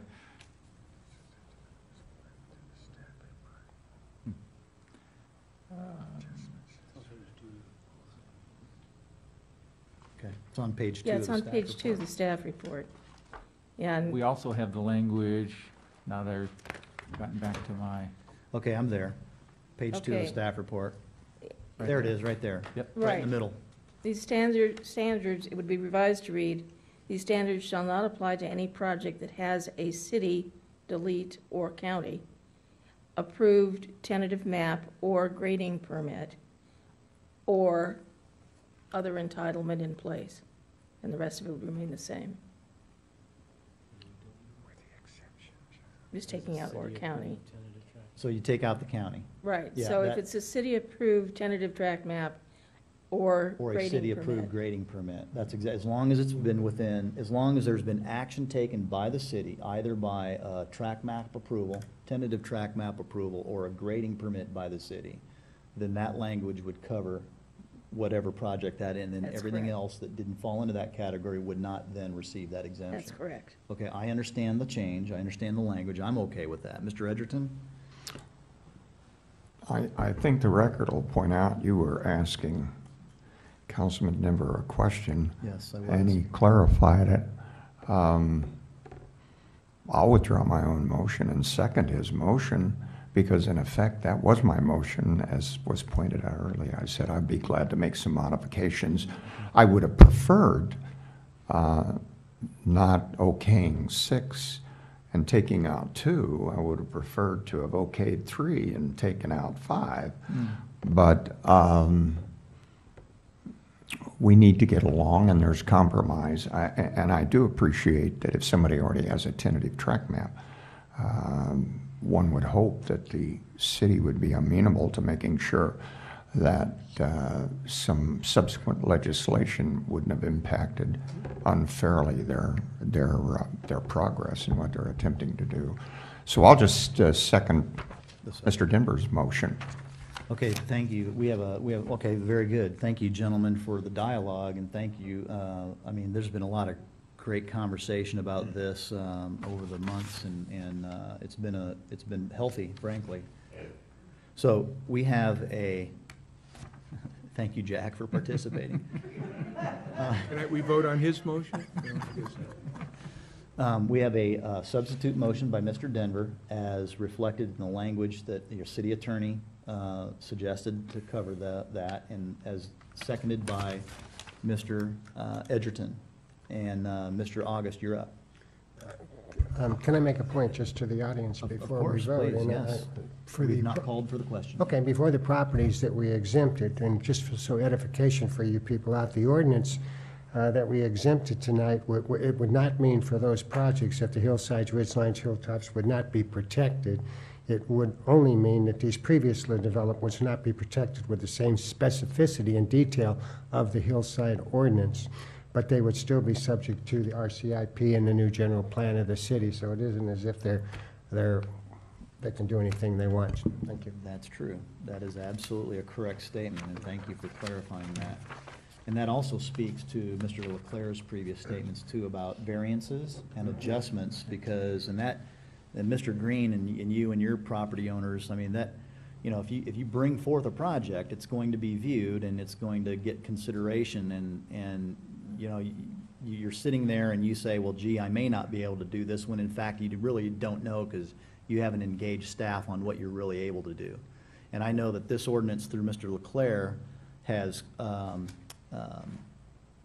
shored up the language that we need for our code, and makes it a little bit better, in my view, from what we inherited from the county. So we have a motion and we have a second. I would like to call for the question if we're done discussing. Hearing no further discussion, call for the question, Madam Clerk. Okay, Councilmember Denver. Aye. Deputy Mayor Edgerton. Aye. Councilmember August. Aye. Mayor Mann. Aye. Thank you. Well done, all. And thank you for reaching principled compromise without compromising your principles. Well done. On to the next agenda item, which is Your $1 million raise. My $1 million raise, yes. Do you have a comment before we take a staff report? No, did I have Okay. no. Then on to agenda item 7.1, adopt resolution number 14-395, approving the argument in favor of Measure K relating to the mayoral compensation on November 4, 2104 municipal election. I think that should read the 2014 municipal election. And determine the signers to sign the argument. Is there a staff report on this? A very limited one. I've attempted to, divine your intent in terms of the argument, and I have created one, and we would like your comments. And if you like it, we'll go with it, and if you have changes, please let us know.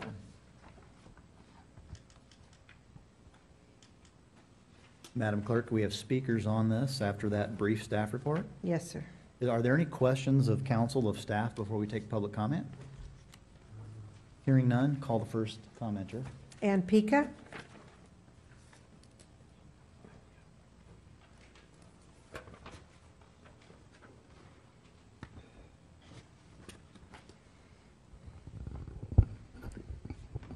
I'm speaking on the argument in favor of Measure K that will be on the ballot in November, thanks to Mayor Scott Mann, whose intention was and is to overthrow the vote of the people in 2010. The reason for Mayor Mann's coercing his fellow council members to sign this document and overthrow the vote of the taxpayers in Menifee is because he is in desperate need of money. His personal finances are in shambles, losing his home to foreclosure and being unemployed for almost 2 years. Scott Mann is responsible for his own financial situation, not the taxpayers of Menifee. The sitting mayor is demanding $100 a month more than the yearly 5% increase the state allows for council members. That would be an added cost to the taxpayers of $1,600 per year forever if this ballot measure is approved, costing the taxpayers millions of dollars. Mr. Mayor, you asked me to come before this city council and ask that the mayor's term of office and salary increase be placed on the ballot. I told you no. The people had voted and decided what they wanted to pay the mayor. I told you if you wanted any changes, do it yourself, and you said you could not do it as it would look too self-serving. It is self-serving, and you got John Denver to do it for you. Now you want all the other council members to sign on the dotted line that they approve overthrowing the vote of the people in 2010. And that is just what you will be doing, folks, if you place your name on this agreement. You should ask yourselves, why isn't Scott Mann signing this agreement? He was voted out of office in 2010 because he voted to overthrow the vote of the people. Everyone sitting on the dais knows Mann is the one who asked to have this placed on the ballot. Of course he wants all of you to look like the dirty dogs who are overthrowing the vote of the people, while he is Mr. Clean, who will reap the benefits of if it passes. How stupid are you people to allow yourselves to be used in this manner? I wrote the 4 districts and mayor-at-large ballot measure and got it on the ballot where it was approved. I can tell you the mayor's position is only name only. The mayor receives payments for all travel expenses, business meetings, hotels, airfare, conventions, and we even pay for his meals prior to every city council meeting. I think $666 a month for 2 meetings a month for 2 or 3 hours is pretty good pay just to chair a meeting. You don't give pay increases to anyone who is doing a lousy job, especially when the mayor is the developer's best friend and the taxpayer's worst enemy. That's who you want to vote out of office, not give them a pay increase. Now you will hear the mayor rebut everything I have said tonight, but it will be all lies because this mayor cannot handle the truth. Do we have other speakers? Katie Manier? She's not here. Do we have other speakers? No, sir. Okay, so what I'm going to share is, number one, Here we go. yeah, here we go. Why don't you stand up and walk out to the foyer like last time? First of all, I abstained from the vote last time, and the staff brought this measure forward because there was an inequity that was created by your ballot measure and your ballot language. Your fantastic ballot measure to split the city up into districts and the mayor at large was great. And you also wrote a measure to give the mayor, whoever he or she may be, a little extra money because they were the mayor at large. And the language in your ballot measure was not consistent with the government code of the state of California, and what it did was create an inequity so that as the population of the city of Menifee increases, the council members of the district's stipends increase with the population increase, but the mayor's does not. And so this measure, as it hopefully will get approved by the voters, it just restores your ballot measure that you worked so hard for. So in terms of me overthrowing the vote of the people, I don't see how you can possibly draw that conclusion when I didn't even vote for it. And all we're doing is restoring the balance in the original ballot measure that you successfully got on the ballot and was successfully voted on by the voters. Mr. Edgerton. I think that this issue has to be looked at analytically, separate from the sitting mayor. And you and I sat down together, I can't remember where, some restaurant, to discuss this idea of putting the mayor on the ballot. At the time, I wanted it for 4 years. The public said no, 2 years. And in retrospect, I think they were wise. That may come up again. I believe it's better to have a 2-year mayor than a 4-year mayor. Otherwise, the mayor, whomever he or she is going to have too much power vis-a-vis the council. The general law cities, the way they were set up, was that the council would have the power over the mayor. You could remove the mayor at any time. When you elect them at large, you take away a lot of the power from the council to have any control over the mayor. But if he or she has to run every 2 years, then there is leverage over that mayor, not to the degree that the general law cities were intended when it was passed, but at least there is some leverage there. However, to the point of the mayor simply chairing the meetings, come on in, the mayor, whomever he or she is, there is a lot of work behind the scenes. Most of the work that the mayor does, and quit giggling, because this is the truth, even for the council, most of the work we do is not done behind this dais. Most of the work that we do is done through a gazillion emails, through a gazillion meetings. I have meetings all the time at my house and other places. I'm on that email sometimes till late at night, dealing with constituents, including UN. Many, many people have questions. And you can just multiply that when you're the mayor. And I don't care whether it's a man or a woman or Scott or somebody else.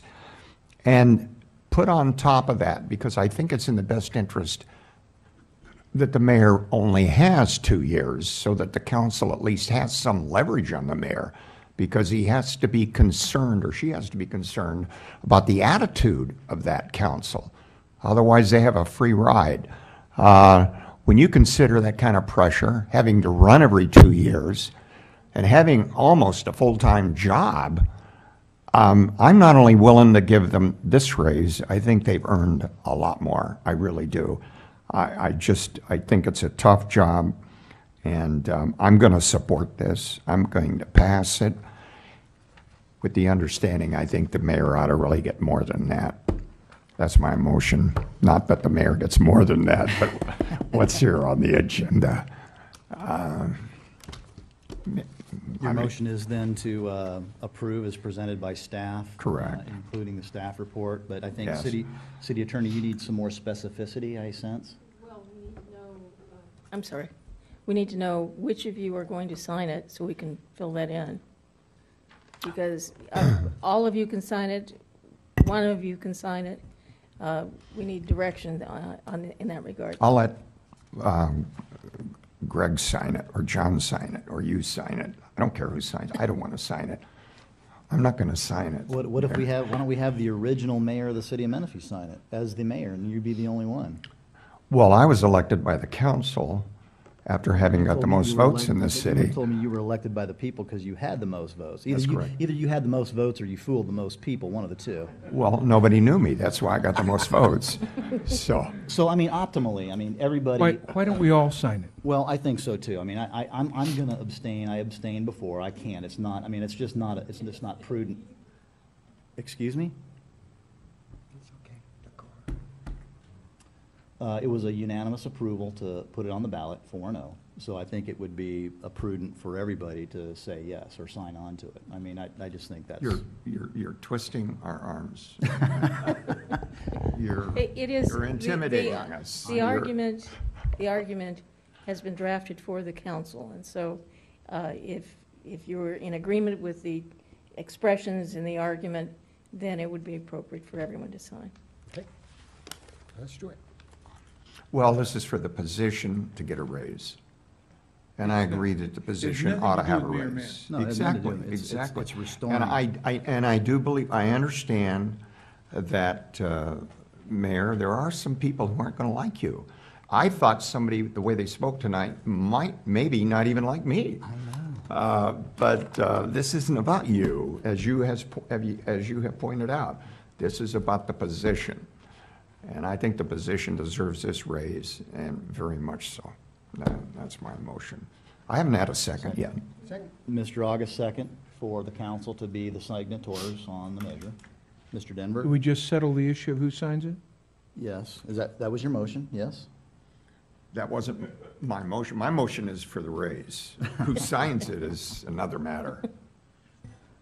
Well, the issue before you is not the raise. The issue before you is who signs The issue of the raise is up to the voters. That's right. What at issue is who's going to be a signator to the ballot, to the favorable argument for approval. Correct. On the ballot. Correct.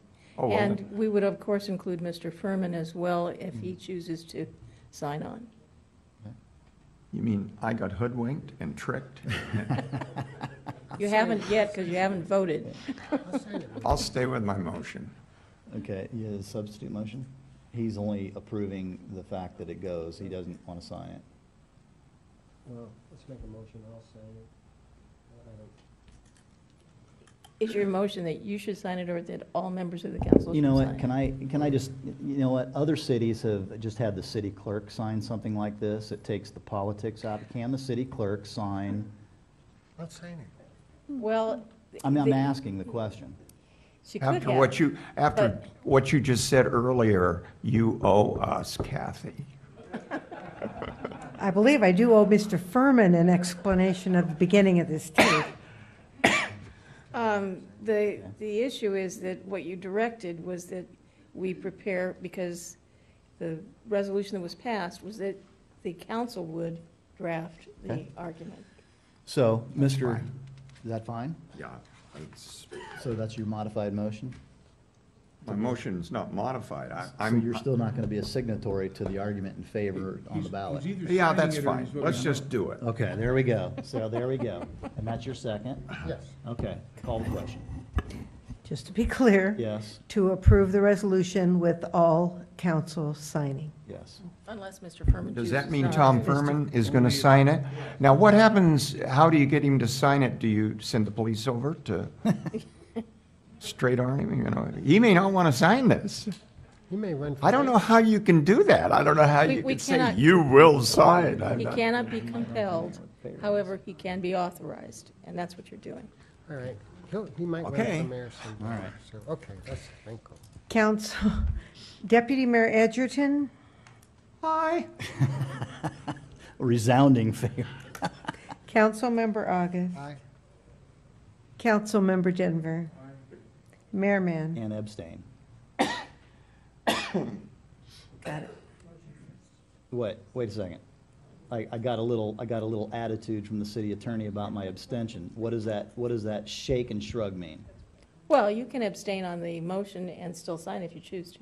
Well, the purpose, I don't want it to be self-serving, as some members of the public have suggested here. Why don't you sign it anyway? You know, I might. I don't understand.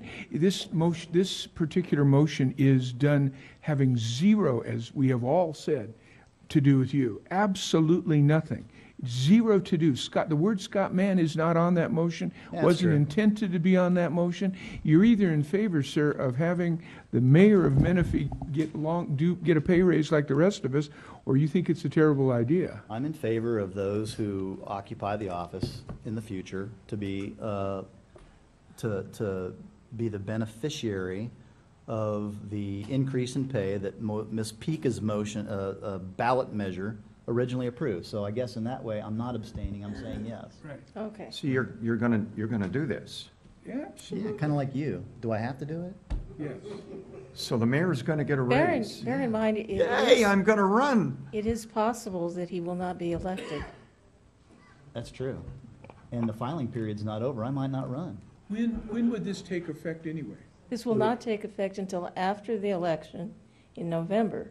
Yeah. So it will take effect when the new term begins for the city council December in of December 2014. So it of doesn't 2014. affect our mayor presently. It does not affect any sitting member on this council because the statute does not permit you to increase your salaries during your term of office. Right. You may remember that the motion that was approved to increase salaries generally for the council was approved to take effect after the election in 2014. And it was under the government code. It's under the of the state of government code. California. And you don't have any choice in that. You cannot increase your income during your term of office.